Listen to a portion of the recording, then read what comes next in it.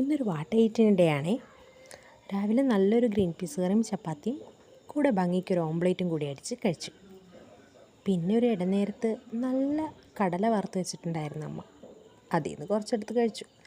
നല്ല വിശപ്പുണ്ടായിരുന്നേ. പിന്നെ ഉച്ചയ്ക്ക് എൻ്റെ ഫേവറേറ്റ് ആയിട്ടുള്ള ചക്കക്കുരു മാങ്ങയും മുരിങ്ങക്കായ ഇട്ട് തേങ്ങ അരച്ച് വെച്ചൊരു കറിയാണ്. അത് എല്ലാവർക്കും ഭയങ്കര ഇഷ്ടമാണ്. അതിൻ്റെ കൂടെ വെത്തൽ വറുത്തതും മാങ്ങാച്ചാറും സൂപ്പർ കോമ്പിനേഷനായിരുന്നു. പിന്നീട് വൈകുന്നേരത്ത് ഏട്ടൻ വന്നപ്പോൾ ചായക്ക് പരിപ്പ് വട, ഉള്ളിവട, പിന്നെ മസാല ബോണ്ട, സമൂസ. ഞാൻ ഉള്ളിവട എടുത്തത്. വൈകുന്നേരം ഒരു 9 മണിയൊക്കെ ആയപ്പോൾ ഭക്ഷണം കഴിച്ചു.